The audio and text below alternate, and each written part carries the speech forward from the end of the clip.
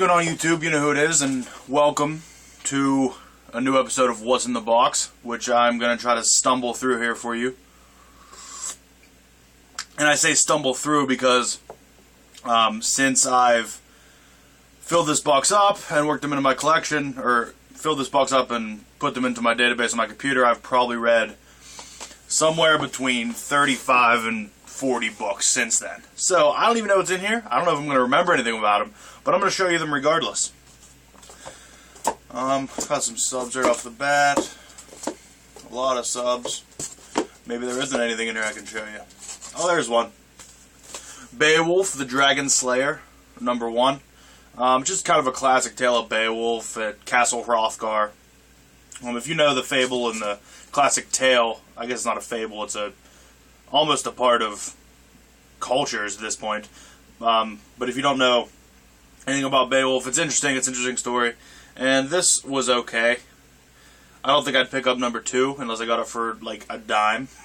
Alright, I'll give it 50 cents. I'd pick it up for 50 cents. I don't think it went much farther than that, though.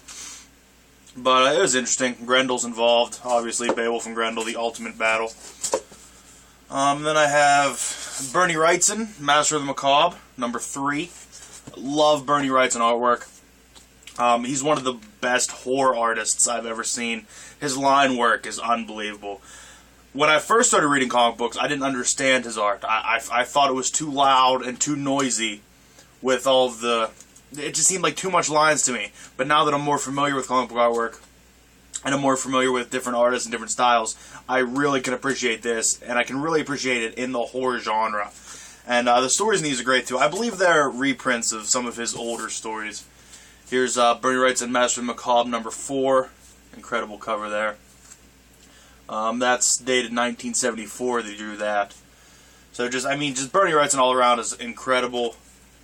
I don't know of anything he's done recently. I'm pretty sure he's still alive. I don't know, though, because I haven't seen anything from him. Challengers of the Unknown, #43. The problem with this book is the centerfold's loose. I didn't know that when I bought it, but then when I bought it, I saw on the board here, it says centerfold's loose. I bought it from a flea market in South Carolina, and it was kind of just a package deal. There were a bunch of them, just grabbed them for whatever. And it's pretty awesome, though. They discover this guy who's collecting things that have been gone extinct. Obviously, he has a Tyrannosaurus Rex. He has this giant scorpion, which apparently existed. And at the end of this, they're actually being attacked by the scorpion, and they have to release the dinosaur to eat the scorpion. Anytime a dinosaur is fighting a giant scorpion, I'm involved in a book, and this was no difference here. My only problem with these Challengers of the Unknown is that I don't really know the characters, but I feel like I don't need to. I feel like the stories are good enough. You don't even need to know who the characters are, because the storytelling is just so out there and so wonderful. You don't need to know the individual characters. Challengers of the Unknown at #80. This was another fantastic one. I think they get new outfits in this. They get, it's actually some weird thing. An alien does it. An alien gives them, like, new outfits. It was interesting. I don't know. I really like this one, though. There's an alien, I think it's this one. There's an alien, like, civilization underground. And they discover it, and these aliens work at different gravitational fields, and they have to change the gravity from their gravity to Earth gravity. Just awesome, though. Just wonderfully written. I'd like to get more of these. They're hard to come by, though, at a decent price. It seems if you find any of these that are in good enough condition to want them, people have them at outrageous prices. Then I have Challengers of the Unknown, #85. Guest starring Dead Man and Swamp Thing.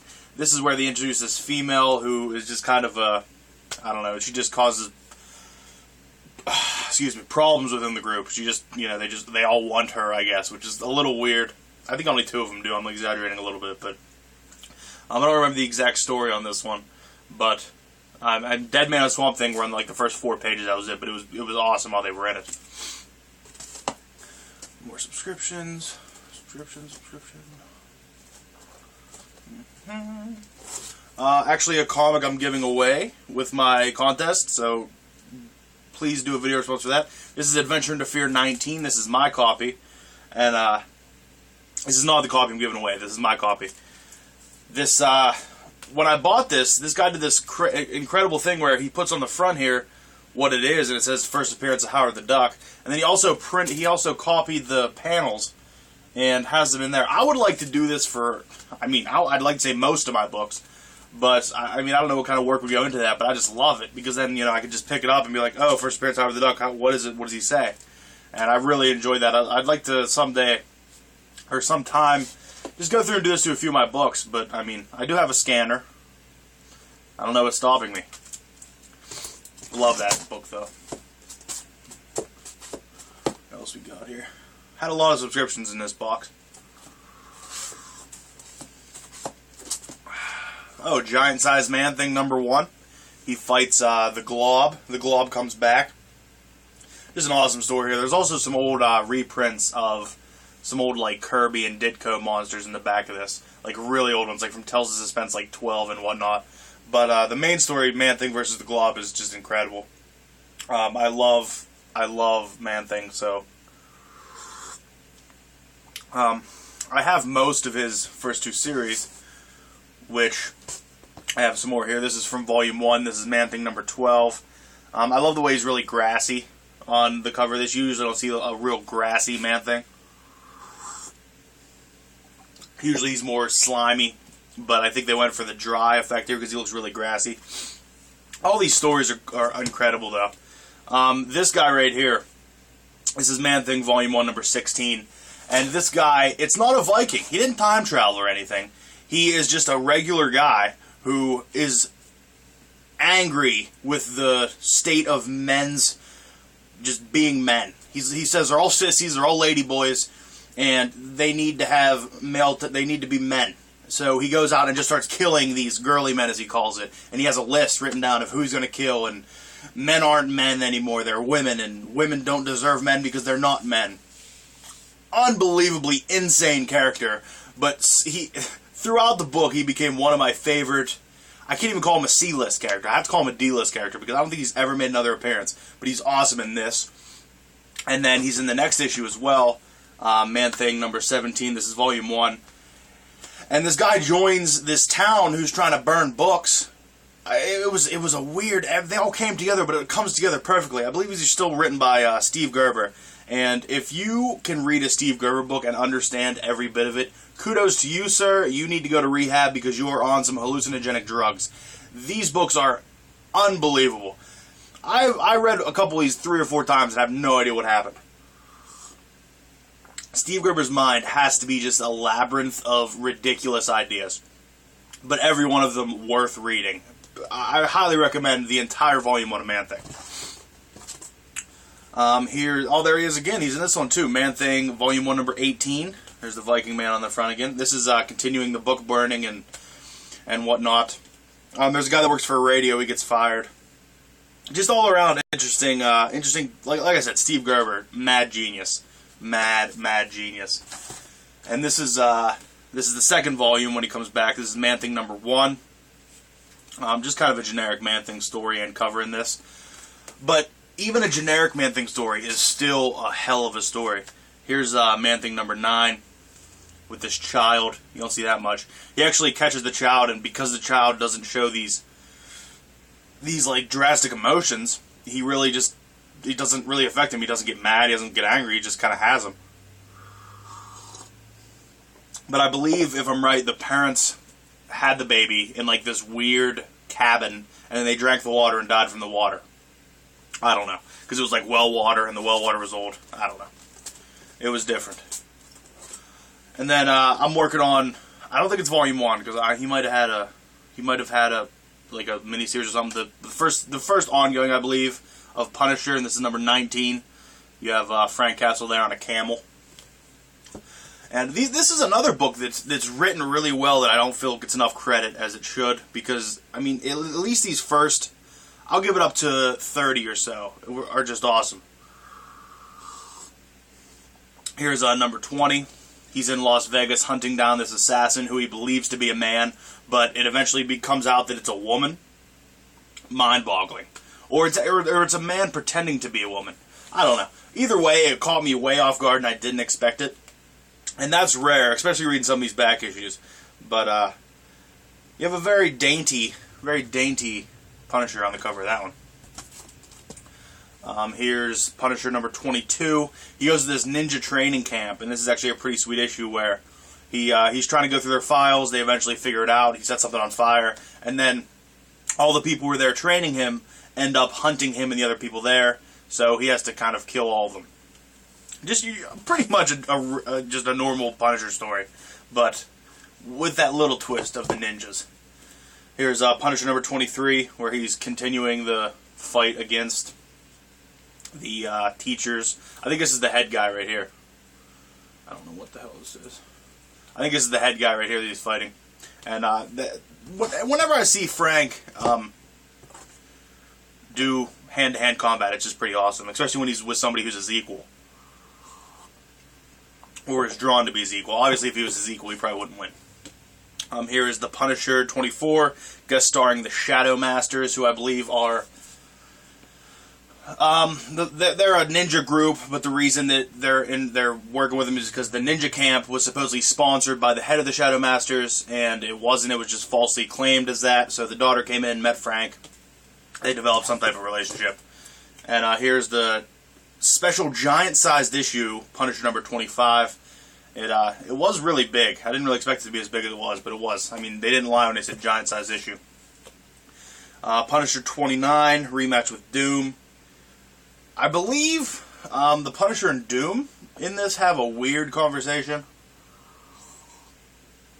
Or like a Doombot's hunting him or something. I don't know. I might be thinking of a completely different book. But I love the great like Avengers on here. Quasar's on here. Anytime the Punisher has a run-in with the Avengers, it's interesting.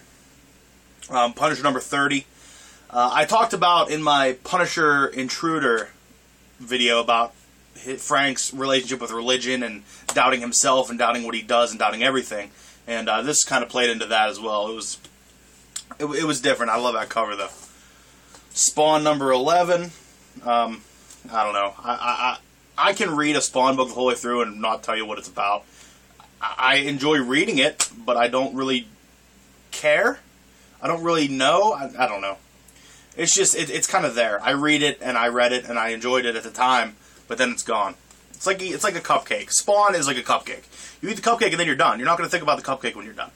You know, you're not going to sit there and, that was a great cupcake. No, it's like, oh, Spawn book. Okay, it was good. Here's Spawn 87. Some great covers on these Spawn books, though. Interior art bothers me sometimes, though. This, the whole borders being black, too much for me. I'm not a fan of that. Here's Sensational Spiderman, -1. I like these -1 issues. And it actually tells a story of a young Peter Parker reading comic books. Aunt May says get rid of the comic books. Uncle Ben ends up like putting them on a shelf and keeping them away. But him and Uncle Ben go on like a fishing trip. They run into Fin Fang Foom, I believe. Actually, it might just be another big dragon. I don't know. But he runs into a couple like villains from his comic books. I don't really remember how it ended. I just remember that. And it was an interesting concept, but apparently me not remembering it means that they didn't wrap it up well or didn't pull it off well. Spiderman Unlimited number 5. I have no idea. I just grabbed this randomly out of my books, and I didn't enjoy it. I mean, I don't think I hated it, but I didn't enjoy it. Spider-Man Quality of Life 1 of 4. I do remember hating this because the cover there is pretty much the same as the art on the inside. Horrible. Like, I didn't even want to add this into my collection. It'll probably, if I need to make room at some point, that will be one that goes. Squadron Supreme number 1. I didn't know many of these characters, but I really got involved in this. It's a huge book. It's a 1 in 12 limited series. I'd like to get the next 11 because this got me involved, but I still wanted to know more about the characters and the storyline, you know, separately. I've never ran into Squadron Supreme before. I think I may have actually in like a later, in like a 2000 something. There was a miniseries or something I read, I believe. But I don't think it was the same team. But I really enjoyed this, and I don't know, it was interesting. I believe that's the Wizard. It might be Hyperion, too. I don't know. Hyperion was taking over the world or something, if that's who it was.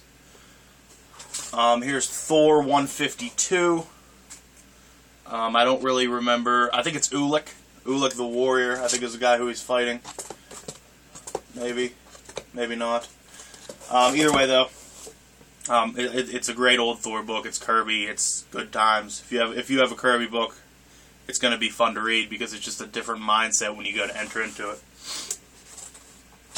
Then I have Thor 238 fighting this giant kind of dragon thing.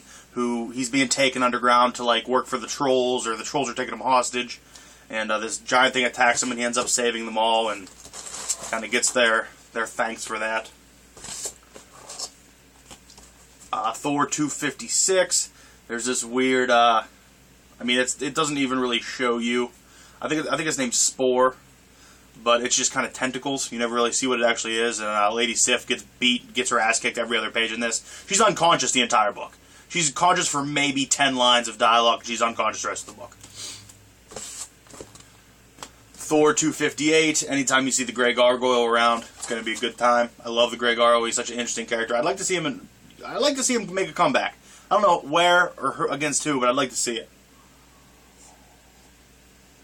So many of the characters that he was a villain for, though, seem to just be at these levels where they're almost unbeatable. So I could see him coming back as like a Daredevil villain. I could see Grey Gargoyle and the Daredevil going at it. That'd be a good book to read. I wouldn't mind reading that. Here's Thor 260. I have no idea what happened in this. The Enchantress is involved, but I don't know. I have a lot of Thor I have to read, and I'm not quite as knowledgeable on Thor as I'd like to be. So that's why I have a nice run of probably. Well, I don't think it's a run, but I have probably about 40 or 45 Thor books I have to read. Thunderbolts number 32. This is still early before they kind of dawn their current things. I believe this is Moonstone, but she was called something else during this point. I love this series, though. I love this original Thunderbolts series. When it started out as the Masters of Evil, they eventually became a real team. They really wanted to be heroes. Here's Thunderbolts 35 with this new beetle. You see the new incantation of the beetle in Superior Foes of Spider-Man. It's now a female beetle, which I've never ran into before. Somebody told me what her first appearance was in the comments in that video, but I never got to check it out yet. Here's a 100-page monster, Thunderbolts number 39. And you have, it's not Baron Zemo, but I believe it's Helmet Zemo. Although I don't understand the point of this 100-page monster, because I actually sat down, got a new cup of coffee ready for this, because I thought it was going to be 100 pages of Thunderbolts. But no, it's a reprint of like the first Hawkeye and like some early Iron Man and some early Luke Cage. I don't know. I didn't understand, but it was all right to read those. You know, it wasn't a bad thing at all. Here's Warlock number 2. Just I love Adam Warlock, and as I've said before, I believe that Warlock is going to come back in Infinity. I know he did come back for Annihilation. I don't really remember what happened to him after Annihilation. But I could see him coming back. Anytime Thanos is involved, I could see Warlock getting involved. And then here's Warlock number 1. This is actually reprints of his first 2 issues in Strange Tales, and then a couple earlier issues, or not earlier, but around that time of Warlock. So they were earlier issues of Warlock, wasn't just reprinted. I actually really like this series because it was 100% written by Jim Starlin. Warlock and the Infinity Watch. This is number 7. This is after Warlock gives all the Infinity Gems to a different member and they become the Infinity Watch. This is when we have the really stupid Drax. Still good, though. I really enjoyed the series. They made Nebula weird, though. Warlock and the Infinity Watch, number 10. No, not Nebula, Gamora. Gamora was weird. She was not mean or anything. This is when Magus, the alternate, kind of the bad form of Warlock, makes another Thanos and puts his power into him so he can beat the original Thanos, but the original Thanos takes him into himself. Just incredible. I love Jim Starlin writing Thanos, and I know he doesn't have a hand in Infinity, and I hope they can do him justice. I know they're doing Thanos justice in Thanos Rising, so it gives me hope.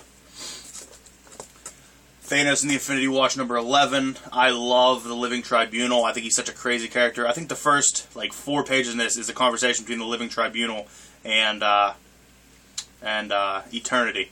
I love the way Eternity looks too. I love the whole cosmic thing Jim Starlin set up. Warlock Chronicles #1. Nice 90s chromium cover there. Look how shiny.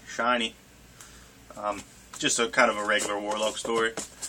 And I think that might be it. I think the rest are subs. Yes, that's it. I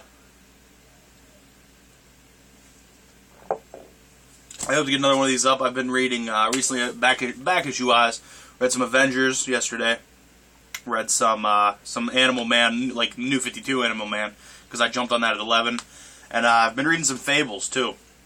I don't know what else I'm going to grab, so be on the lookout for that. Probably get another Redbox run through up this week sometime, and then of course my subscriptions Friday if they come. But thank you for watching, as always, and remember, have a great day.